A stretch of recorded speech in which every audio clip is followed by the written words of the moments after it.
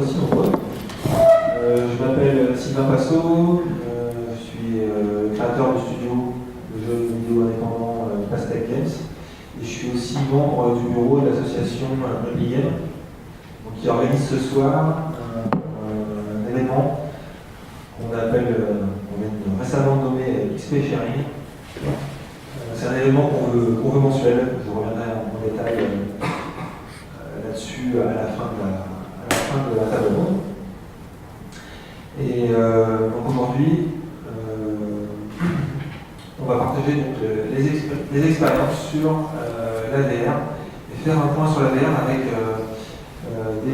des membres de la communauté lyonnaise du jeu vidéo qui sont spécialisés sur l'AVR. Donc première question à mes intervenants, merci. Qui êtes-vous? Vous pouvez commencer par vous présenter. Alors, dans l'ordre du slide, Agartha Studio. Bonjour, alors moi je suis Jean-Édouard Fage d'Agartha Studio, on est un petit studio sur Lyon. Donc je travaille avec Aurélien, je le laisserai se présenter, et on a fait 3 jeux jusqu'ici qui sont sortis sur des plateformes différentes, autant des casques basés sur du téléphone que Steam, donc PC, et voilà. Bonsoir, moi c'est Aurélien, donc on va toujours Agartha. On a commencé par du mobile et on a pris le virage VR donc en 2013. Et du coup depuis on a suivi le DK1, Gear VR, Oculus, le CV1 et puis le Vive bientôt. Et puis là on est sur un projet sur le PSVR en fait.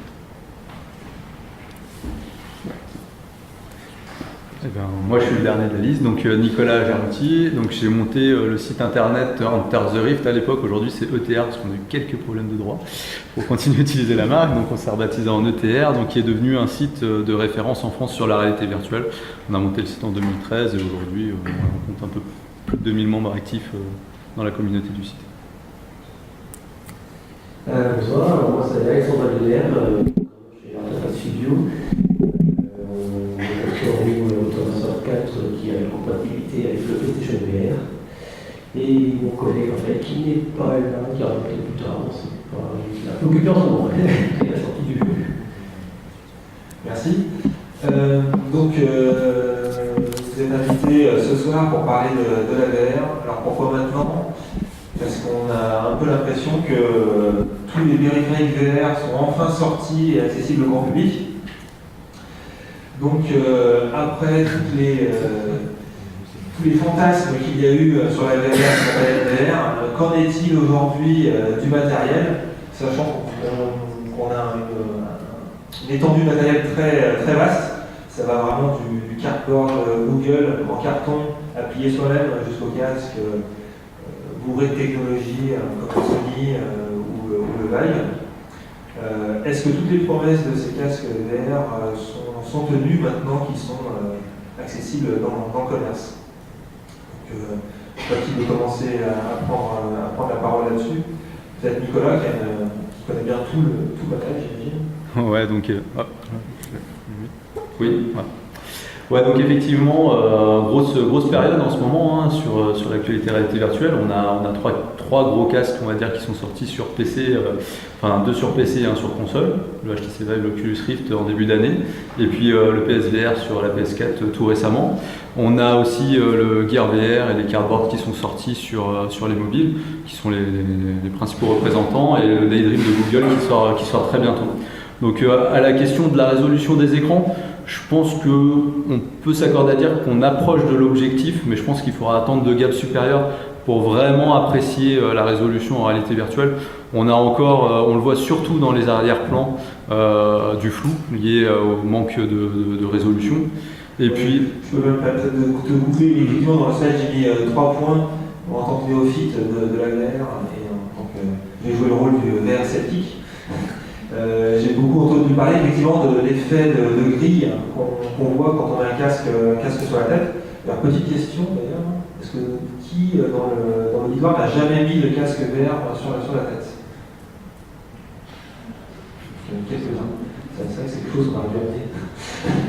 On va tester. au dernier résistant. L'autre chose, l'autre a priori qu'on a sur la bataille VR, quand on connaît pas bien le milieu, c'est sur les contrôleurs. A priori, c'est très difficile de contrôler un personnage ou de se sentir vraiment dans le monde, car on ne voit pas ses mains et des choses comme ça. Et l'autre grand classique des VR sceptiques, c'est le fait qu'il faut amener un sac à vomi avec soi pour avoir une session VR, sinon on risque d'avoir des petites surprises. Est-ce que tout ça, c'est toujours d'actualité? Donc effectivement, la résolution, j'ai commencé à en parler. Moi, personnellement, ça me gêne en tant qu'utilisateur aussi, parce que je suis un passionné de réalité virtuelle et un des principaux utilisateurs. C'est vrai que ça me gêne encore un peu. Je vois bien qu'on n'a pas encore atteint la résolution nécessaire pour vraiment pouvoir jouer, notamment à des jeux qui nécessitent de la profondeur de champ, comme les jeux de course automobile, les apprécier. Et puis aussi pour regarder des films en réalité virtuelle, ceux qui aiment bien le faire, il nous manque encore un peu de résolution pour vraiment les apprécier. Au niveau des contrôleurs, je fais les 3 points, puis après je vous laisse compléter, mais d'ailleurs c'est un slide, je pense, avec lequel je vais être à l'aise, beaucoup plus que peut-être d'autres qui vont venir sur le développement. Sur les contrôleurs, du coup, on a vraiment passé un gros gap pour moi cette année. Il y a 2 ans de ça, on jouait encore avec des contrôleurs qui s'appelaient les Razer Hydra. Pour ceux qui ont connu ça, c'était des enrouleurs de corps, en fait, on va dire. C'est-à-dire que dès qu'on jouait avec, on se retrouvait enroulé et limite par terre en trébuchant. Puisqu'il y avait des fils, et il y avait des fils très courts. Aujourd'hui, on est passé sur des contrôleurs sans fil, qui sont avec des technologies en fait, de tracking, de détection de mouvement très précis, et du coup, on se retrouve vraiment avec des mains virtuelles. Alors, bon, on n'a pas encore les doigts, mais en tout cas, on a vraiment l'impression que la position des mains est super respectée, et je pense que du coup, on a vraiment passé un gros gap, et là, on est prêt, surtout sur le Vive. Concernant le motion sickness, je pense que la fréquence d'affichage, la pertinence du suivi de mouvement qui s'est vraiment bien améliorée, et puis aussi je pense une grande sensibilité des développeurs qui peut-être au début faisaient un peu trop de jeux comme avant, c'est-à-dire des jeux qui bougent beaucoup avec des effets de caméra. Aujourd'hui je pense qu'il y a de plus en plus de réflexes, mais je pense qu'ils reviendront après plus dans le détail dessus, qui ont été pris et qui font qu'on adapte beaucoup plus les expériences pour éviter la gêne des utilisateurs. Et ça se ressent, et j'entends de moins en moins de gens se plaindre en fait d'avoir de la motion sickness, du mal du simulateur. Merci beaucoup. Peut-être passer le micro sur la résolution des écrans, c'est lié au début de la technologie. Il faut voir aussi que c'est comme si on regardait un écran de téléphone portable à la loupe.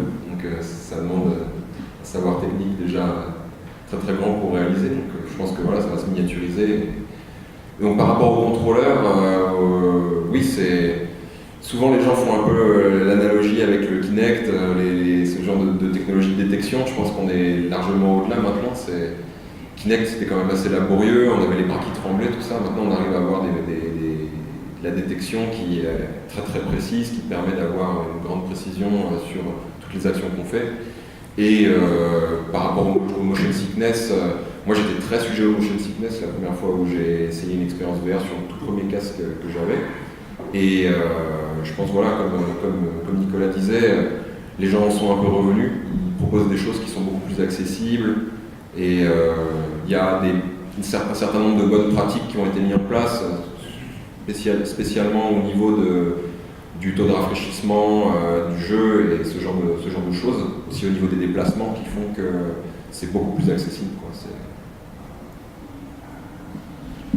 Oui, comme le disait Nico, je pense qu'en fait les gens voulaient adapter les jeux qu'ils avaient en VR, et du coup on se retrouve avec des FPS et une caméra qui bouge dans tous les sens et ça marche pas. Donc du coup ce qu'il faut c'est prévoir son jeu. Enfin nous on l'a vu, les jeux qui marchent le mieux c'est ceux qui sont pensés pour la VR dès le début. Donc les portages c'est un peu aléatoire pour la qualité du portage. Donc du coup c'est prendre tout ça en compte pour proposer des expériences qui sont adaptées et qui marchent mieux. Enfin, il y a juste revenir sur la résolution des écrans, c'était pour essayer de contrer un préjugé sur le PSVR qui a la résolution la moins élevée.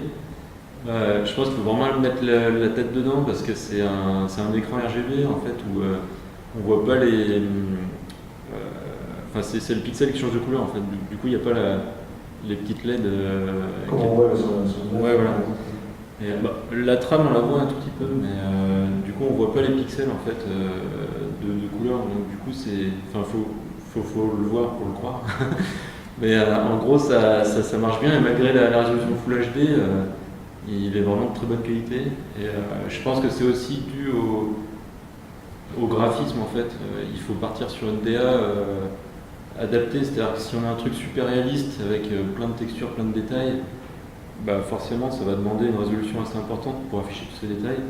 Et c'est pas le plus intéressant en fait. Et du coup, c'est une DA qui est un peu cool, un peu plus épurée, on va dire. Du coup, on se retrouve avec des couleurs, des dégradés, etc. qui passent beaucoup mieux. Et du coup, on se rend moins compte finalement c'est moins un problème en fait la résolution de l'écran. Ok. Alexandre, tu veux rajouter quelque chose?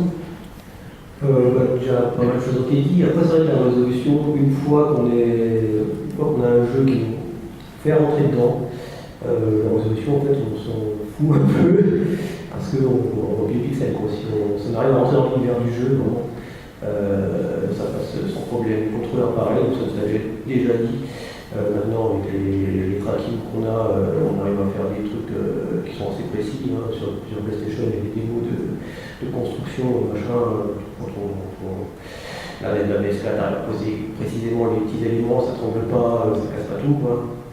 Et pour le motion sickness, déjà ça dépend beaucoup des gens. Sur la même expérience, il y en a qui ne pourront jamais, même si on fait autant d'efforts qu'on veut. Mais après, c'est vrai que la vitesse de rafraîchissement fait beaucoup. Le fait qu'il n'y ait pas de lag dans le tracking et tout ça, la tête, ça aide. Donc ça, c'est des choses qui se travaillent. On travaille dessus pour améliorer ça au fur et à mesure, pour que le maximum de gens puissent jouer sans être malades. Ok, merci beaucoup. Donc, Paris, a priori, assez bien rempli, même si pour certains types de jeux, comme les jeux de course, où la résolution pourrait être encore un axe de développement pour le matériel, mais quand même un matériel plutôt abouti, d'après vous. Ouais, complètement. Alors, je reviendrai juste sur le cardboard. Ceux qui l'ont déjà testé, ne vous fiez pas d'expérience, vraiment testez les autres casques, parce que c'est pas un casque que je porte dans mon cœur. Pour moi, c'est de la réalité virtuelle un peu bas de gamme.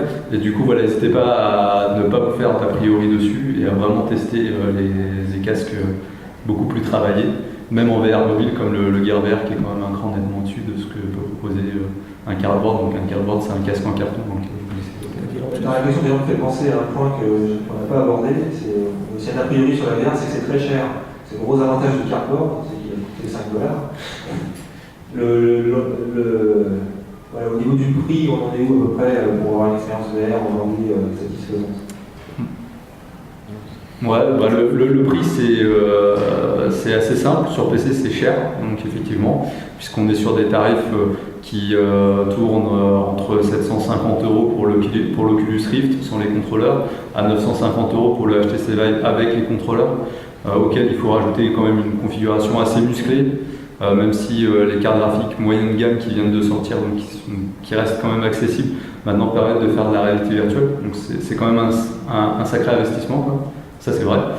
Par contre, il y a le casque de Sony qui est sorti, qui est quand même à un tarif plus bas, plus proche de celui qu'on peut trouver pour une console, pour une nouvelle console, qui est à 400 €, avec quelques suppléments à prévoir, notamment au niveau des contrôleurs, puisqu'ils ne sont pas dans le bundle, ils sont quand même importants. Donc les PS Move, les PlayStation Move, donc qui est la caméra, qui elle est obligatoire et qui n'est pas dans le package non plus. Ça c'est un peu incompréhensible, mais bon. Et donc il faut compter autour de 450, 500 € quoi, pour pouvoir profiter de la VR sur PlayStation. C'est moins cher, les jeux sont un peu plus chers par contre, il faut avoir ça en tête quand on prend le casque sur PlayStation. Sur PC on est un peu moins cher, mais bon, on a beaucoup de petites expériences aussi, ça peut expliquer le pourquoi du comment. Et enfin sur mobile, là par contre les coûts sont nettement plus bas, il faut compter entre 50 et 100 € pour un casque de bonne qualité, qui sont souvent offerts d'ailleurs faut vous renseigner auprès de vos opérateurs téléphoniques quand vous changez de téléphone, souvent ils offrent le casque avec, quoi, donc ça peut être intéressant comme deal.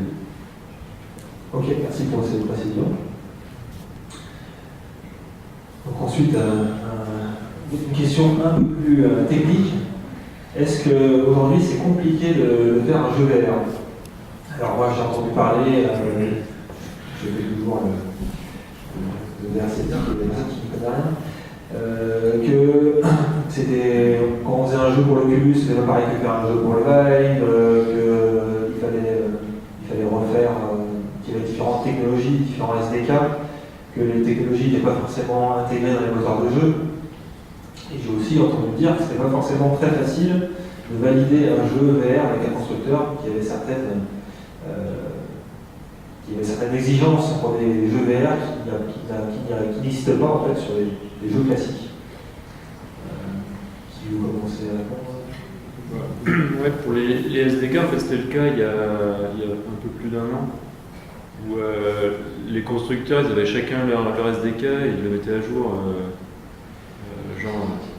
Pour le néophyte, un SDK, c'est un ensemble de code qui est déjà pré-programmé, qui fait tout un ensemble de fonctionnalités, qui va aider le programmeur à programmer des choses pour la VR. Ouais, c'est une librairie ou une brique qu'on utilise pour accéder aux fonctionnalités du périphérique. Et du coup, ils mettaient, en fait, comme c'était en développement, avant la sortie de l'Oculus par exemple, ils mettaient à jour leur SDK sans arrêt. Et il fallait que nous, derrière, on suive et qu'on mette à jour nos moteurs aussi rapidement que certaines mises à jour. C'était un peu compliqué. Aujourd'hui, les moteurs qu'on trouve, comme Unity, Unreal, genre Unity, ils ont intégré tout ça et en gros, on fait un nouveau projet, on coche une coche et c'est parti, ça marche. Donc c'est beaucoup moins un problème aujourd'hui. C'est pour les studios qui ont un moteur maison, il y a plus de travail parce que c'est des SDK forcément différents d'une plateforme à l'autre. Mais après, le principe est le même. Une fois que ça marche pour l'un, c'est la même stratégie adoptée pour les différents périphériques. Donc c'est moins un problème aujourd'hui. Donc est-ce qu'il y a des développements, est-ce que Aurélien a eu des développements spécifiques à faire en fonction des périphériques? Parce qu'un jeu, tu l'adaptes facilement, c'est de l'Oculus, je ne sais pas, la version mobile, par exemple sur Samsung,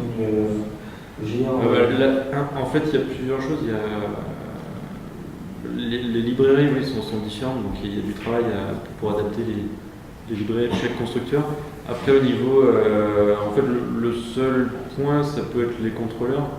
Parce qu'on a des contrôleurs différents d'une plateforme à l'autre, donc c'est pas simplement un gamepad avec une configuration de boutons un peu différente, ça va un peu plus loin, l'accessibilité n'est pas la même, etc. Donc il faut vraiment penser en amont. Et après il y a les versions, oui, il y a un contraste encore plus élevé entre PC et puis mobile, parce que sur mobile, sur le Gear VR, en fait on a un touchpad sur le côté, enfin les deux côtés. Et du coup là les contrôles sont complètement différents, c'est-à-dire que on n'a pas de contrôleur externe de base, enfin on peut rajouter une manette Bluetooth, mais de base c'est quand même conseillé de faire avec le matos qui fournit le casque, donc on a un touchpad, et là l'expérience est complètement différente, donc après c'est un jeu, c'est une plateforme différente, donc du coup il faut adapter son expérience en fonction de ce qu'on veut proposer. Après il n'y a pas de, il n'y a pas de grosses contraintes. Un jeu en VR par rapport à un jeu classique. L'optimisation. Oui, il faut bien penser que au niveau du rendu, c'est un peu plus gourmand, donc du coup prévoir du coup des stratégies au niveau graphique, au niveau rendu, performance, etc. Enfin, prévoir des contraintes qui vont avec pour faire un jeu qui va tourner et qui sera fluide sur les contraintes des consoles.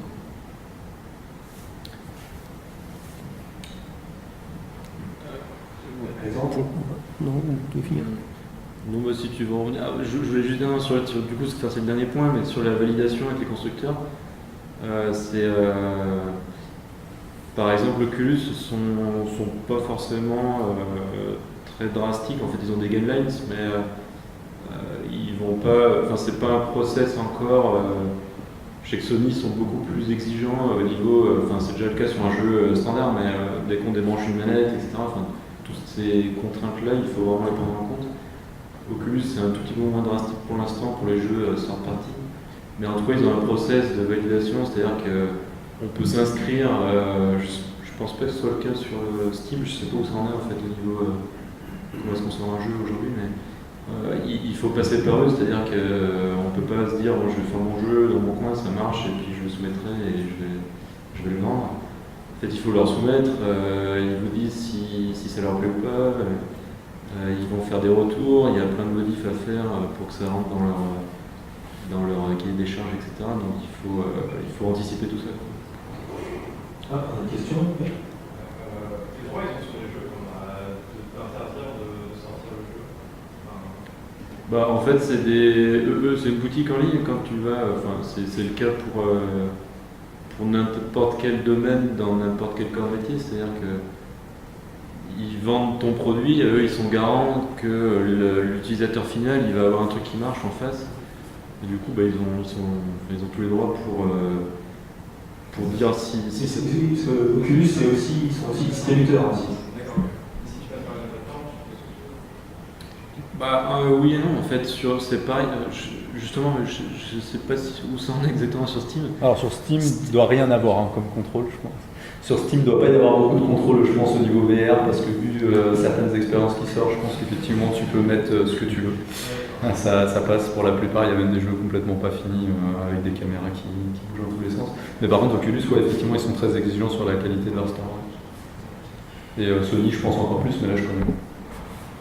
C'était une bonne transition pour C'est un peu dans l'ordre. Ouais, il y a Steam, je crois qu'il suffit de s'inscrire en tant que développeur VR et ils doivent vous offrir des API pour sortir un jeu. Donc du coup là, il n'y a pas de contrôle. Oculus, c'est une soumission, donc il faut passer par eux, c'est centralisé, il faut avoir leur feedback et tout ça. Et Sony, c'est encore plus compliqué. Il faut envoyer un GD, il faut les croiser. C'est le monde de la console, c'est beaucoup plus fermé. Donc plutôt pour Sony, moi je parle parce que c'est surtout ça que je connais. Tout ce qui est compatibilité avec les moteurs, donc Unreal et Unity, ça commence à être bien intégré. Unreal ils se sont mis assez tard quand même. Quelques soucis qu'on a eu, parce qu'on a dû bloquer notre version de moteur à un endroit, ils n'avaient pas fini leur implémentation de VR. Mais sinon après, passer de Oculus au PSVR, ça allait assez bien. Moi, ce qui est des moteurs, ça commence à venir utile, je pense qu'ils sont pas mal. Je pense qu'ils validaient les jeux avec les comptes avec Sony. Et quand on fait un jeu VR, en fait, on commence par faire une consultation. On fait un jeu, quand il est en bêta, il faut qu'on l'envoie à Sony. Sony va faire des tests de motion sickness, tout ça, principalement là-dessus. Et on fait un retour. Et on fait des allers-retours avec Sony jusqu'à ce qu'ils soient d'accord que le jeu puisse sortir. Et une fois que le jeu est validé, ensuite on passe par la soumission normale de Sony qui valide tous les autres checks pour le jeu. Mais pour la VR, il y a vraiment une pré-soumission, une consultation qui s'appelle ça, elle est gratuite, pour valider la qualité du jeu qui rend pas malade sur tout ça. Pas vraiment la qualité graphique, ils sont pas trop chiants là-dessus, mais vraiment tout ce qui est motion sickness, réaction des contrôleurs, tout ça, pour les gens sont malades. Tu peux peut-être nous parler un peu de votre expérience du coup sur Motor Racer 4, qui est une petite anecdote sympa. Quelques anecdotes, ouais. Alors là, on voyait, oui d'ailleurs, dans les difficultés, où il parlait d'optimiser le jeu, sur PlayStation, les jeux PSVR doivent tourner à 60 FPS minimum, donc 60 images par seconde, ou au mieux 90 ou 120. Donc avec le 90 ou 120, on est dans du natif sur le PSVR. Avec du 60, ils ont une sorte de technique de reprojection qui va. Le PSVR va se mettre à jour à 120 images par seconde, mais il va deviner une image au milieu de cette onde. C'est assez compliqué, mais ça marche. Mais après, c'est sûr que si les jeux peuvent tourner à 90 ou 120 images par seconde, c'est mieux. Parce que le problème du 60, c'est que tout ce qui est accroché à la tête, on va le voir un peu vibrer et des choses comme ça. Et donc, les petites anecdotes, ouais, donc sur Motor Racer, on l'avait envoyé avec donc on a des circuits de route et des circuits de cross. Et donc, les circuits de route passaient bien, mais par contre, le cross, Sony, ils n'ont pas du tout supporté. Ça sautait trop, ça sautait. Pourtant, chez nous, on n'avait pas de problème de motion sickness, on laissait sur un peu tout le monde. Mais Sony n'a pas voulu, donc pour le moment, l'autorisation n'a pas de circuit cross en VR. Donc voilà, quand on disait est-ce que Sony peut empêcher tout dans le jeu, oui. S'ils disent non, c'est ça ou je ne sens pas. Ok, bah merci. Merci pour ces retours. Donc voilà, on parlait des stores tout à l'heure. Donc où on en est, justement des stores spécialisés dans les jeux VR. Où est-ce qu'on achète des jeux VR? Est-ce que des gens en achètent et en quelle quantité? Est-ce que, entre guillemets, est-ce que c'est rentable d'être développeur de jeux VR? Ouais, donc bah là je pense que je peux prendre la parole parce que j'ai pas mal d'infos, je pense, à raconter là-dessus. Ouais, donc pour acheter des jeux, alors effectivement, ce qu'on a vu, c'est que chaque constructeur déjà a son store, quoi, hein. Donc HTC a sorti le store qui s'appelle le Viveport, donc, qui est son store à lui. Oculus, l'Oculus Store, et le PS, le PlayStation Store pour Sony. Ensuite, on a Steam, qui, comme ils sont en partenariat avec HTC, on y trouve tous les jeux HTC Vive dessus, mais aussi du coup des jeux Oculus Rift, il n'y a pas de discrimination en termes de casque. Et puis l'Oculus Store, vu qu'ils ont produit, ils ont conçu le Gear VR, on y trouve aussi des jeux Gear VR sur la version mobile. Voilà, et puis bien sûr après il y a le Google Play et puis l'App Store sur lequel on peut trouver des jeux pour les carnivores. Ensuite, il y a quelques développeurs qui la jouent vraiment indé en termes de vente et qui vendent directement sur leur plateforme. Et puis il y a quelques plateformes américaines un petit peu plus exotiques en fait, où on peut trouver aussi quelques jeux qui sont exclusifs à ces plateformes-là, comme WeAreVR en Amérique. Voilà. Pour l'estimation des ventes, du coup, on peut parler déjà de celle des casques. Donc au niveau des casques, c'est difficile d'avoir des infos. On en a eu récemment la HTC, il y a la patronne de HTC qui a donné le nombre de ventes du HTC Vive la semaine dernière. Donc ça va être une situation assez récente. Et apparemment, on était à 140 000 unités vendues dans le monde. Voilà. C'est plutôt bien, puisque du coup, c'est l'équivalent de ce qu'on avait sur les dev kits Oculus, avec un prix quand même nettement plus élevé pour le HTC Vive, puisque les dev kits Oculus, on était plus de l'ordre de 300-400 €, et là, on est plus sur 950. On ne vise pas la même clientèle. Voilà. Bon, après, ça reste un parc, on va dire, un marché assez bas, quoi, mais c'est plutôt bien pour un lancement d'un casque aussi cher, je pense. Voilà, au niveau d'Oculus, du coup, on est obligé de se fier, on n'a pas de chiffre officiel, donc on est obligé de se fier à quelques calculs qu'on peut faire à partir des stats des stores, notamment des enquêtes qui sont faites par Steam, et donc on peut estimer à moitié moins d'Oculus entre 70 000 et 100 000 à peu près Oculus Rift commercial vendu, plus environ 200 000 développeurs kits qui avaient été vendus par le passé.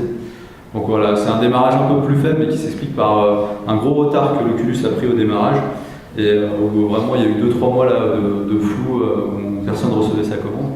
Et du coup, qui a, je pense, fait un peu mauvaise publicité au casque, et le fait qu'il n'ait pas encore ses contrôleurs, je pense, joue aussi un petit peu en sa défaveur pour le moment. Après, je pense qu'il devrait se rattraper pas mal avec des contrôleurs qui vont venir.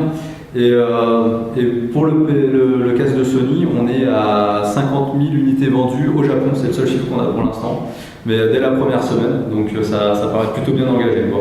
Je pense qu'on va être sur des chiffres nettement plus élevés. Bon, après, le casque est beaucoup moins cher et il n'y a pas besoin d'acheter une grosse machine pour l'avoir. Ceux qui ont déjà une PS4, ils ont juste acheté le casque, je pense que ça joue pas mal. Voilà, ça donne un ordre d'idée, je pense, du potentiel de vendre des jeux. Après, pour ceux qui s'intéressent de vendre des jeux.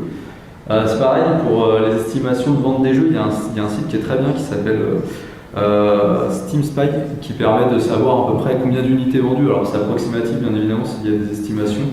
C'est plutôt précis. Mais c'est assez précis, ouais. Généralement, on s'y retrouve assez bien. Et donc, j'en avais noté quelques-uns. Grosso modo, les plus gros succès, c'est autour de 100 000 unités, enfin 100 000 téléchargements. Voilà, après on a tous les jeux qui marchent plutôt bien, on va qualifier ceux qui marchent plutôt bien, qui sont autour de 50 000 sur Steam, et puis après on a les choses qui marchent bien mais plus discrètes qui sont autour de 20 000, de ce que j'ai pu voir en termes de chiffres en moyenne. Voilà, il y a beaucoup de jeux qui sont sortis, pour info, donc on est à plus de 700 déjà sur HTC Vive, donc autant vous dire que dans le tas, il y a un peu tout et n'importe quoi. Il y en a des très très bien, il y en a vraiment des très très bien conçus. On a quasiment un Counter-Strike en réalité virtuelle déjà, donc c'est pour vous dire, et on s'éclate comme des fous dessus, en multijoueur. Et puis on a des choses vraiment, des expériences de 2-3 minutes très exotiques sur le store. Et puis sur l'Oculus, on est environ à 300 jeux. Sur le casque de Sony, vu qu'il vient de sortir, on a une quarantaine. Sur les estimations de vente, il y avait un cabinet, je retrouve le nom pour donner les liens. Ils avaient fait des estimations, alors je ne sais pas si c'est avec des sondages, etc. Mais sur Oculus, ils estimaient, pour la 2016, donc ils estimaient 700 000 ventes. Donc ça paraît un peu short pour la fin d'année, mais. Et ce qui était étonnant, c'était le ratio. En fait, il y avait Steam, c'était la moitié. Enfin, le HTC, Oculus c'était 700 000 et PSVR c'était 6 millions à la fin de l'année. Donc, espérons qu'ils le fassent. J'ai un peu de mal à croire quand même. Je pense que démarre bien, mais ça va être un peu plus doucement, je pense. Il y a quelqu'un de Sony qui s'est exprimé récemment justement sur les ambitions de Sony. Ils ont parlé de plusieurs centaines de milliers. Voilà. Donc je ne pense pas qu'il soit plusieurs millions pour l'instant. En tout cas, ils espéraient plusieurs centaines de milliers de PSVR vendus. En tout cas, dans les boutiques à Lyon, c'était en rupture.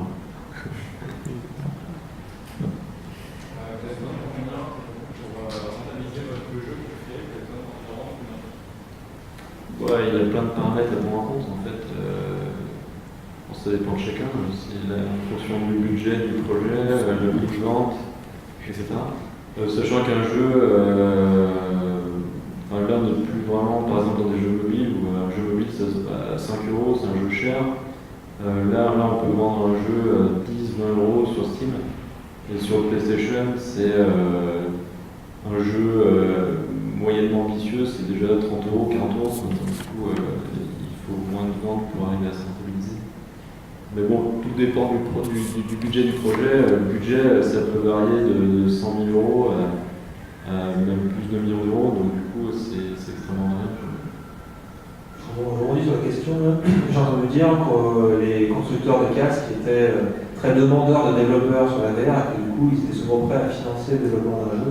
C'est-à-dire qu'en fait, on pouvait faire le développement d'un jeu VR sans espérer, entre guillemets, faire de vente, juste en comptant sur la prime que donne le constructeur au départ pour avoir des jeux sur sa plateforme. C'est le système des avances sur vente. Il y a les deux en fait, avance sur vente ou prime pure, subvention pure et dure. Après, c'était vraiment le cas avant la sortie, où là par exemple ils vont sortir, Oculus ils ont sorti leur casque en mars. À la fin de l'année ils sortent leur contrôleur. Et sur les contrôleurs, ils étaient extrêmement friands d'appli pour être disponibles au launch. Si on avait un projet et qu'on leur garantissait qu'on allait le sortir à la fin de l'année, ils pouvaient vous lancer des sommes assez importantes. Après aujourd'hui, je pense que ça va être un petit peu moins le cas, mais bon, reste à voir. Parce que en fait, ce qui vend un matériel, c'est son catalogue. Donc du coup, si un constructeur se démarque au niveau catalogue, c'est des ventes pour lui, donc du coup ils n'hésitent pas à financer. D'ailleurs il y a eu des polémiques là-dessus sur les exclusivités de...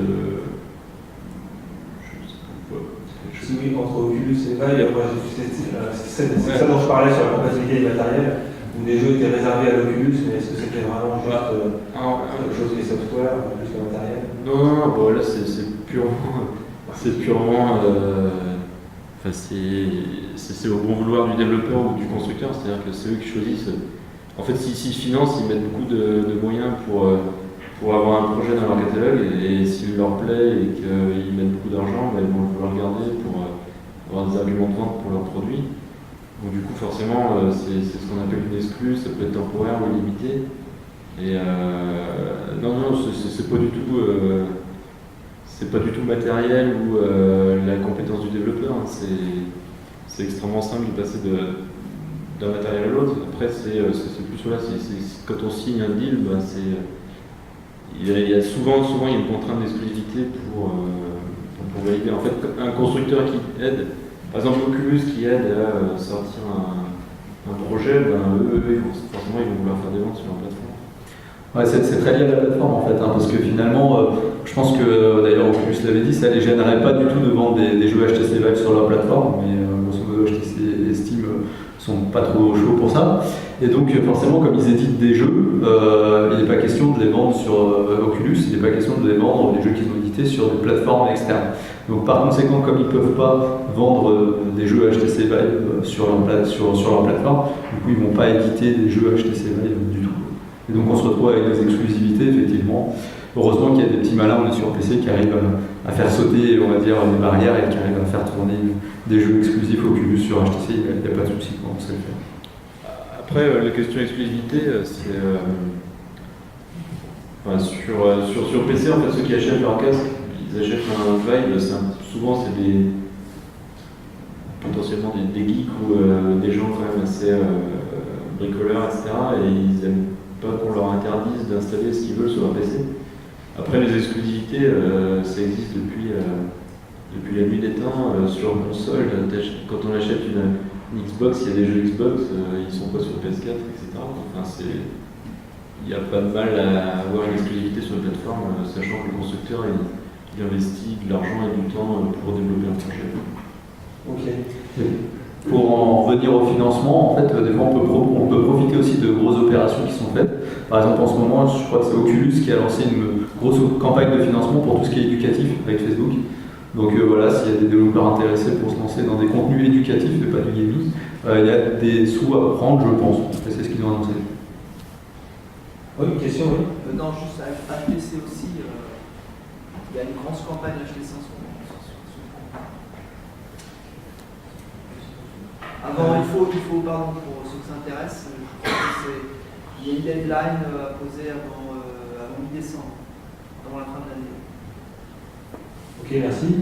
Ouais, je voulais aussi revenir sur les jeux. Est-ce qu'il y a un jeu vraiment qui est ressorti parmi tous les jeux, qui a vraiment fait un carton au niveau des ventes, qui a dépassé les chiffres dont tu parlais, Nicolas, qui a dépassé les 200 000 ventes, ou un jeu vraiment qui fait référence, que tout le monde achète en VR?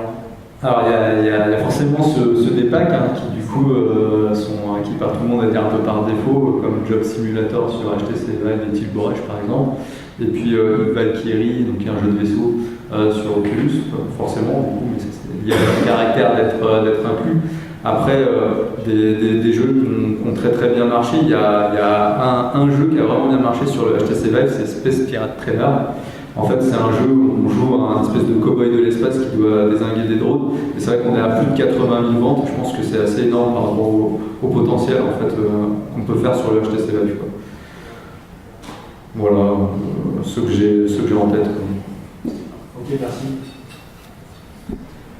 Donc voilà, transition. Est-ce que la réalité virtuelle a sa killer app, l'application qui fait que les gens vont acheter du matériel en réalité virtuelle, et vont vouloir jouer longuement? Est-ce que on dépasse l'effet de mode en réalité virtuelle, un peu sur le long terme? Qu'est-ce que vous pensez de cette fameuse killer app qui tarde un peu à venir d'après certains? De killer app, alors ça peut autant être une application pure, enfin quelque chose de plus de l'ordre d'un outil qu'un jeu. Moi, je m'aperçois que certaines applications comme TickBrush me permettent de faire des choses que je ne pouvais simplement pas faire avec un PC et la souris. Je commence à utiliser des outils en production pour faire des prototypes, par exemple, d'interface, des choses comme ça avec TickBrush. Donc on dessine dans l'espace, c'est plus rapide que de faire un truc dans Illustrator ou quoi que ce soit. Donc sur ce genre de choses-là, je pense qu'il y a un gros plus qu'on ne peut pas trouver. Je pense que c'est ça surtout. Il y a deux aspects. Donc, pour tout ce qui est application, des choses qu'on ne peut pas faire autrement, techniquement, avec des softs sur un écran, et qui vont beaucoup plus vite. Et sur la partie jeu, des choses que les joueurs, qui font rêver les joueurs, je pense qu'il y a pas mal de choses au niveau de la réalité virtuelle sociale, interagir avec d'autres joueurs à travers le net, surtout quand il y a les motion controllers qui sont de la partie, voir son ami et interagir avec lui, voir ses bras, voir bouger, c'est quelque chose qui est assez bluffant quand on a essayé une fois. Et je pense que voilà, ça tient à la capacité de faire rêver les gens par rapport à l'espèce de fantasme qu'ils ont pu se faire sur qu'est-ce qu'était la réalité virtuelle. Que voilà, c'est des trucs très simples, combattre un dragon avec une épée en main, ce genre de choses-là. Ça a été vu et revu sur console, mais sur réalité virtuelle, il y a moyen de s'immerger et de faire quelque chose qui puisse pousser le joueur à l'achat. Après, voilà, on reste quand même sur sur du matériel qui est relativement cher. Donc c'est pour moi la barrière principale. Je pense que quand le matériel sera plus accessible, là, ça sera clairement plus à propos de parler de killer app, ce genre de choses. Merci. Après, sur Oculus, il faut attendre le 6 décembre avec les touches. En fait, aujourd'hui, ils vendent le casque avec une manette Xbox et du coup, c'est un peu dommage pour l'expérience parce qu'on se retrouve avec, on peut bouger la caméra avec la tête, mais on a un gameplay qui est assez classique. Et les touches, pour moi, tout à l'heure on parlait des contrôleurs. Pour moi, les touches, c'est les meilleurs contrôleurs, mieux que le Vive. Et ils sont vraiment ergonomiques et ça ressemble à une manette de console, etc. Ça marche vraiment très bien. Et du coup, il y a des applis qui vont être plutôt pas mal pour le launch. Donc je pense que ça va aussi vraiment les aider au niveau vente, de proposer l'expérience complète avec le casque, les deux caméras et les manettes. Okay. Et après, c'est aux développeurs de développer la caméra. Ouais, après c'est pour ça, c'est vrai que des killer apps, je pense qu'il n'y en a pas encore actuellement. Il y a deux genres qui marchent très bien. Donc il y a un genre, c'est les vagues, c'est-à-dire les vagues d'ennemis. On est avec des flingues, avec des arcs, avec ce qu'on veut, et on reçoit des vagues d'ennemis et on tire dessus. Ça marche très très bien sur le HTC Vive. Je pense pas que ce soit ça qui va trouver la killer app. En tout cas, c'est toujours, généralement ça marche, généralement ça se vend bien. Après, sinon, il y a un style que j'affectionne tout particulièrement et que je pense qui va vraiment nous immerger davantage et vraiment bénéficier de la réalité virtuelle. C'est toutes les applications, alors on en a parlé de social tout à l'heure, mais surtout toutes les applications et tous les jeux où il y a un véritable effort de narration. Où on se retrouve vraiment dans un monde immergé, je pense aux grosses licences aussi, par exemple se retrouver dans un Star Wars, se retrouver dans un Batman, on peut déjà le faire sur le casque de Sony, et quand je l'ai testé, ça fait pourtant des années que je fais de la réalité virtuelle, que je teste pas mal de choses, j'ai vraiment pris une claque parce que je me suis retrouvé vraiment dans une licence que je connaissais, avec des personnages que je connais, voire pour ceux qui connaissent un peu la licence Batman, Croc par exemple, Lenny, qui est un espèce de gros reptile en réalité virtuelle à échelle réelle face à nous, c'est juste énorme, et se retrouver vraiment à la place du héros et de regarder Gotham City ou descendre dans la Batcave sur un ascenseur en réalité virtuelle, c'est quelque chose qu'on n'a jamais vécu auparavant sur un écran, et là on prend une véritable claque et une véritable immersion et on a envie de continuer l'histoire plus que jamais, quoi. Donc je pense que c'est vraiment moi j'attends vraiment des jeux très narratifs où on est vraiment immergé dans l'expérience. Et ça, je pense qu'actuellement, il y a beaucoup trop de petites expériences en réalité virtuelle et pas assez de véritables jeux qui jouent sur la narration. Ok, merci, ça donne envie. Alexandre, tu veux rajouter quelque chose sur ça? Justement, Aurélien nous parlait des futurs touch de l'Oculus. Quel futur pour le jeu en VR? Donc là, quelques pistes de réflexion. Est-ce que la VR a remplacé les consoles classiques et les ordinateurs? Je crois connaître la réponse. Mais voilà, les perspectives économiques, au niveau de la technique, quelles sont les avancées qu'on peut attendre? Et au niveau du gameplay, justement, on en est où et qu'est-ce qu'on attend justement en nouveautés? On a déjà pas mal parlé des perspectives économiques, je pense que ça c'était dans quelques slides d'avant. Sur la VR à tout remplacer, ouais, c'était un peu un troll, mais il y a beaucoup de gens qui disent oh là, ça va être la matrice, ça va être complètement fou. Et en fait, je pense que chaque média a sa place, quoi. C'est pas parce qu'on a du cinéma qu'on n'a plus de livres, forcément, quoi. La musique n'a pas été remplacée par l'image. Donc je pense qu'il faut se concentrer sur des choses qui peuvent être qui gagnent à être représentées par ce type de médias en fait, et pas se forcer à faire du jeu mobile sur réalité virtuelle ou des trucs comme ça. Enfin, je pense qu'il faut être intelligent avec ce qu'on a sous les doigts et concevoir pour l'utilisateur. Je trouve qu'on est passé un petit peu vite sur des points de la slide d'avant. Je vais essayer de faire le lien avec celle-ci, mais là, sur les cas d'usage et sur le point de départ pour l'accessibilité, Si tu peux remettre après, c'est pas un problème. Donc ouais, pour le cas d'usage, c'est un petit peu lié aux perspectives gameplay. En ce moment, les game designers sont en train de réfléchir vraiment à qu'est-ce qui fait qu'un jeu en VR marche. Le temps de jeu, par exemple. Il faut essayer de pas proposer un temps de jeu trop long, parce que c'est vrai que c'est assez éprouvant quand même. C'est assez demandant au niveau immersion, donc au bout de 30 minutes, 40 minutes, on a peut-être envie de se poser et de lire un bouquin. Et au niveau de l'accessibilité, ça ouvre des portes qui, à mon sens, sont vraiment très intéressantes.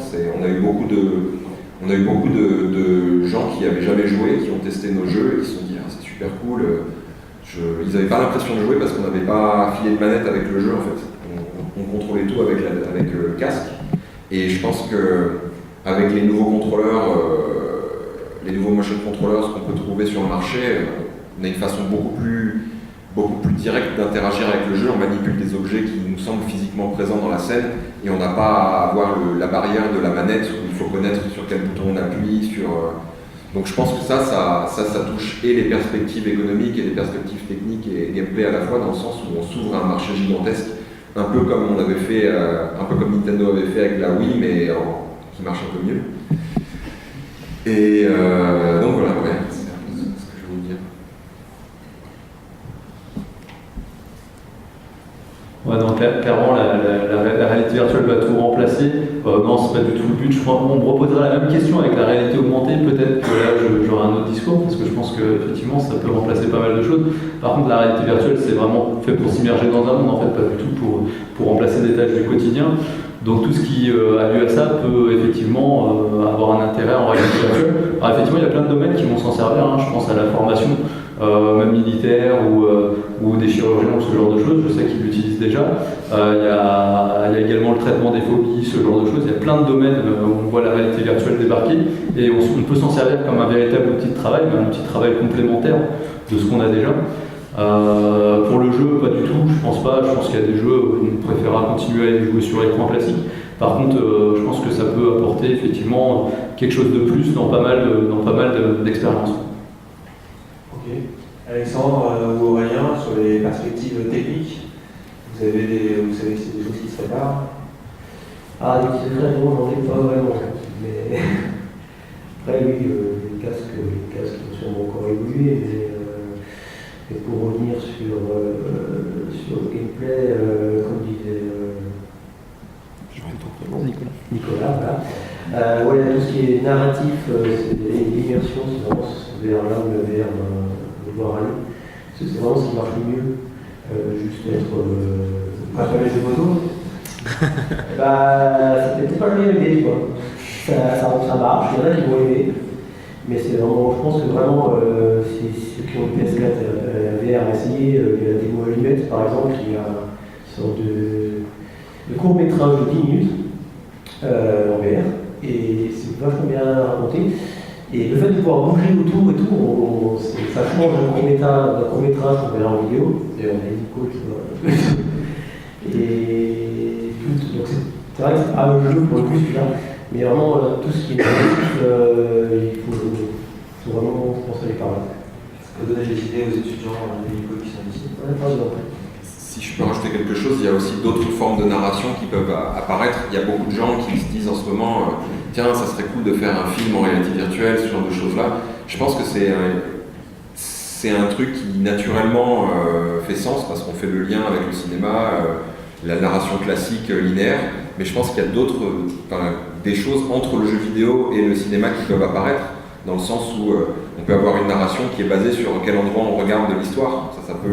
On peut avoir plusieurs histoires en parallèle qui peuvent raconter différentes choses et avoir une version différente de l'histoire à chaque fois qu'on a une expérience en regardant un endroit, un personnage qui interagit avec un autre personnage qu'on n'avait pas vu lors d'une fois précédente, ou des nouvelles façons. C'est un petit peu comme au début du cinéma, dans le sens où les gens, quand ils ont commencé à faire des films, ils avaient en tête une étude documentaire. Tiens, on va documenter à quoi ça ressemble une sortie d'usine, tiens, on va filmer des trucs. Puis après, de fil en aiguille, il y a l'apport du théâtre qui est rentré, qui a amené l'histoire. Ensuite, il y a une grammaire propre au cinéma qui est née. Et je pense que là, on vit un peu la même chose avec le jeu vidéo et plus principalement, et plus précisément avec la VR. Ouais, petit point sur les perspectives techniques quand même. Juste pour donner quelques infos sur les derniers protos qu'on voit débarquer, parce que ça évolue quand même, ils sont déjà passés sur le travail sur les versions suivantes. Et là, dans la dernière Oculus Connect, on a eu droit à des belles images d'un nouveau prototype qui arrive et qui est sans fil. Donc ça, de toute façon, je pense que c'est la prochaine barrière à casser. C'est le fameux câble qui nous relie actuellement aux machines. Donc eux, ils ont fait un casque sans fil, non pas sans fil par transmission, mais sans fil, le PC est directement embarqué à l'arrière du crâne. Donc il est miniaturisé et il est réparti entre l'avant et l'arrière du crâne. Et je pense qu'effectivement, la miniaturisation des technologies, des puissances vont permettre d'embarquer tout directement dans le casque, y compris le système de détection. Encore aujourd'hui, on a besoin de caméras ou de capteurs. On va travailler de plus en plus sur la reconnaissance de l'espace, des images, et donc on devrait pouvoir s'affranchir aussi d'un capteur externe prochainement pour pouvoir faire ce qu'on appelle le positional tracking, le positionnement dans l'espace du casque. Concernant les perspectives techniques, qu'est-ce que vous pensez de la détection des mouvements oculaires? Alors, la détection des mouvements oculaires, ça va être énorme déjà en termes d'avancée pour tout ce qui est social. Parce que je pense que quand tu regardes une personne en réalité virtuelle et que ses yeux ont des mouvements naturels, ça change toute l'expérience, c'est tout bête, mais c'est quelque chose c'est un élément en fait visuel qui est très important. Et ensuite, ça peut permettre aussi d'un point de vue technique d'optimiser énormément les performances justement en optimisant en fait la partie centrale de la vue en faisant une espèce de rendu fovéal. On a déjà entendu parler de la technique qui permet en fait de faire au rendu maximum uniquement la zone centrale de l'œil de la vue, en fait celle qui voit bien. Celle qui voit moins bien, on n'en a pas besoin. Donc il y a déjà des techniques comme ça qui sont en place d'ailleurs dans les moteurs graphiques où par défaut ils floutent légèrement, le moteur Unreal dans les dernières versions floute légèrement en fait, les bords de l'image, n'ont pas besoin d'être net puisqu'on regarde rarement le bord du casque. Effectivement, avec une détection de mouvements oculaires, mais par contre, il faudra une grosse fréquence pour pouvoir l'appliquer. Ça va être un gain de performance énorme et une expérience enrichie visuellement. Oui, question. Non, en fait, juste pour dire, pour ceux que ça intéresse justement, il y a le FOF qui est sur le point de sortir là et qui propose justement ses premiers casques avec de la détection oculaire. Donc s'il y a des développeurs qui veulent le faire, c'est possible. Tout à fait. Merci beaucoup. Déjà 20 heures passées, on va passer au remerciement. Je remercie beaucoup à tous les participants, Alexandre, Nicolas, Aurélien et Jean-Édouard pour avoir partagé vos connaissances sur le sujet. Merci à l'école Epicole de nous avoir reçus et à la Game Dev Party pour avoir enregistré la conférence qui sera disponible sur YouTube, c'est ça, sur la chaîne Game Dev Party. Et puis à vous tous, bien sûr, pour votre présence. Est-ce qu'il y a des questions dans le... Oui, je fais un peu vite, là. Est-ce qu'il y a des questions dans l'auditoire? Allez-y. J'ai cru entendre que des fois l'éditeur a imposé le portage sur la VR.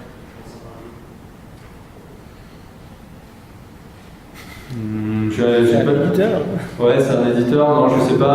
Tu veux dire qu'il impose en fait aux développeurs de porter leur jeu, enfin de le rendre compatible avec les casques, c'est ça? Ouais, par exemple, un jeu qui sort, pourquoi pas que ce soit imposé, sinon le studio n'a pas le droit de faire ce détail, ça sera un autre. Moi, là, je sais pas. Peut-être mes collègues développeurs ont fréquenté ce genre de situation. Ça peut arriver, c'est comme tout, ça se négocie quoi. Après, si l'éditeur veut la VR, il faut la proposer. Moi, ça se réfléchit. Ils ne sont pas non plus bornés, on peut discuter. Si vraiment c'est pas une bonne idée,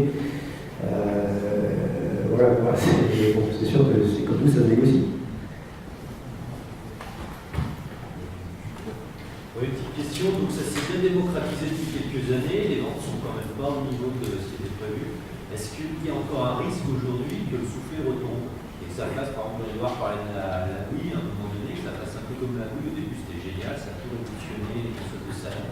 Puis finalement, quelques années après, voilà. Est-ce que ce risque encore, il est réel Ouais, je pense qu'il y aura toujours un risque. Après, pour moi, on est très loin de l'expérience de la Wii ou des Hi-Toy, Kinect, etc. C'est-à-dire que ça marche bien pour les jeux de danse et ça marche pas trop pour le reste. Alors que là, on a beaucoup d'expériences différentes et variées, donc c'est au contenu d'arrivée, quoi. C'est le matériel, le matos, il marche, et il faut que les expériences suivent, etc. Pour l'instant, on a beaucoup de petites expériences, c'est du haut budget.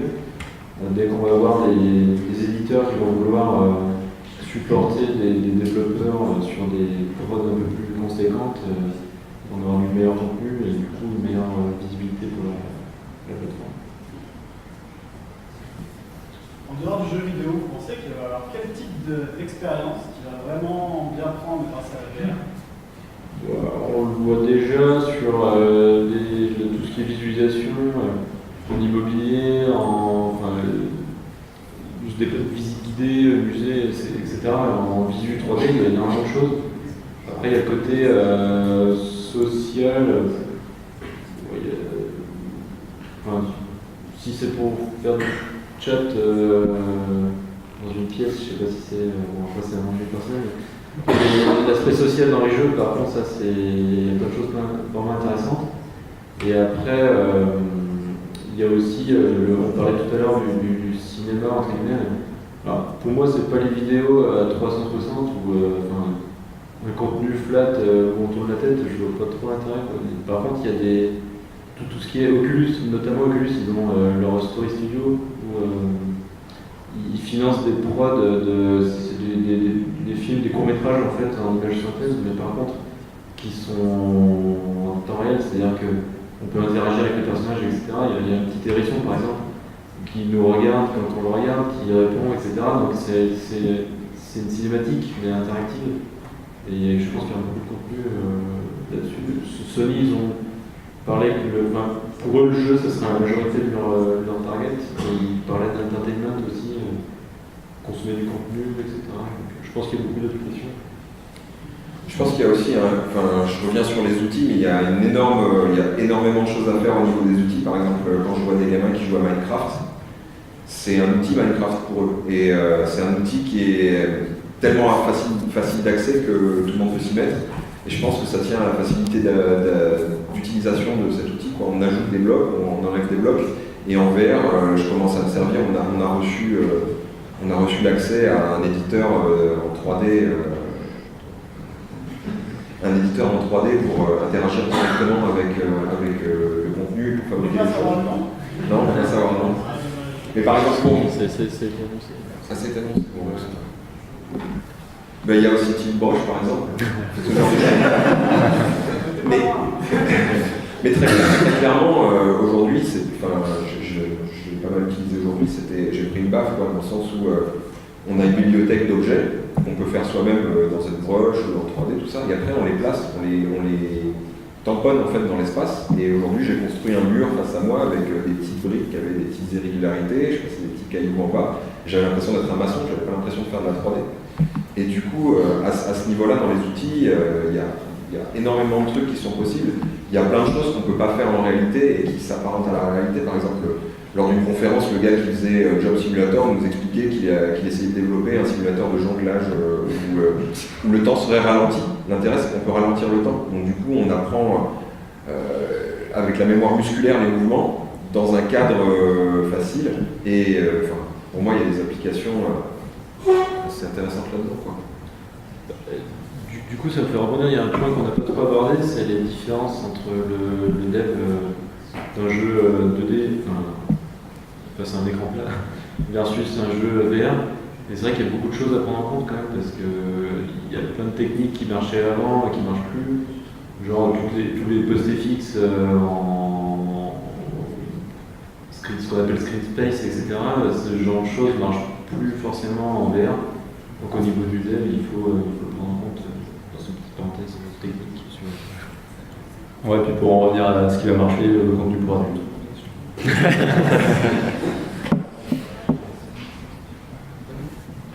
Une question plus générale par rapport au chiffre de Space Pirate. Voilà. Il y a 80 000 ventes, le jeu coûte 20 €, à peu près. C'est ça. À votre avis, combien a-t-il coûté en développement? Je pense qu'il a été développé par une seule personne et pendant pas très longtemps, donc je pense que c'est très rentable pour lui. Et en gros, j'ai aucune idée, moi, grossièrement, une production de jeu, qu'elle soit. Parce qu'a priori, il n'y a pas d'égo, il y a des aspects à prendre en compte, mais grosso modo, au niveau technique, c'est qu'il n'y a pas de différence. Il faut compter combien. Enfin, après, tout dépend évidemment. Je ne parle pas de blockbusters, mais des trucs comme Space Pirate. Le budget d'un Space Pirate, ça doit être peut-être 30-40 000 euros. Ouais, c'est ça, je pense. Et je profite, j'ai une deuxième question. Moi, ce qui me dérange dans mes expériences VR pour l'instant, c'est la téléportation. Et je ne vois pas comment ça va être résolu. Alors, il existe des tapis, il existe des grosses structures qui commencent à arriver, tout ça, mais bon, ça. Il y a un internet. C'est un gameplay qui aujourd'hui, je trouve, est une barrière aussi dans l'expérience VR. C'est comment on se déplace dans l'espace. Au-delà de.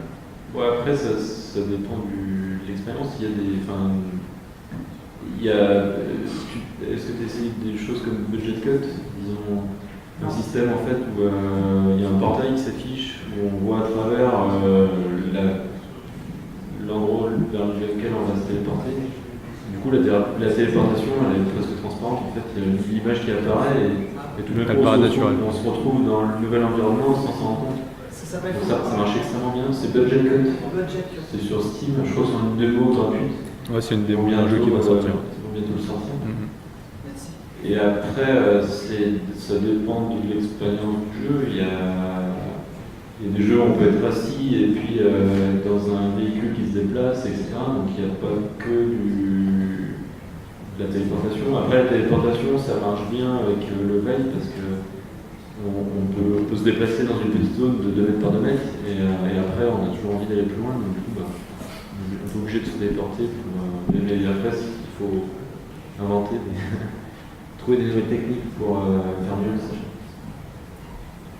En tout cas, effectivement, je pense qu'on aura du mal à aller mieux que la téléportation en termes de RuneScape. Je trouve que c'est vraiment un moyen de déplacement qui est pas mal adapté. Moi, j'ai pu tester les grosses structures, justement, on se déplace dessus. Je confirme que c'est pas la solution du tout. Alors, si tu veux faire du sport à la maison, c'est super. Moi, j'en ai commandé un pour ça. Mais par contre, c'est pas du tout c'est pas très naturel déjà parce qu'on glisse sur place. Donc peut-être après, on arrivera à trouver des technologies plus naturelles en termes de déplacement. En restant sur place, mais là c'est fait exprès pour pouvoir glisser, on est retenu, donc ça t'asphyxie un peu parce que tu es retenu, c'est assez fatigant parce que tu glisses, donc tu n'as pas de sensation naturelle. Par contre, c'est vraiment sympa, tu as vraiment l'impression du coup de te déplacer comme en réalité virtuelle. Il y a plein de... pour moi c'est des problèmes de gameplay qui sont vachement intéressants à régler, et je pense que ça fait partie aussi de l'intention du jeu qu'on fait. Ça peut être... concevoir son jeu lié à cette contrainte-là, dans le sens où il y a des jeux comme Overjunkers dans lequel on est sur une plateforme qui bouge et on peut piloter cette plateforme, on peut l'emmener à l'endroit où on veut. C'est une façon de résoudre ce problème. Il y a d'autres façons, on peut être sur un ascenseur qui monte de tableau en tableau. Et il y a aussi, pour ceux qui sont intéressés, moi je suis tout à fait ouvert à la discussion après ce truc-là, et on va voir un coup, j'en profite pour annoncer ça. Donc après on va voir un coup et j'invite tous ceux qui ont envie de discuter de VR ou de gameplay avec moi et avec nous, pas de problème.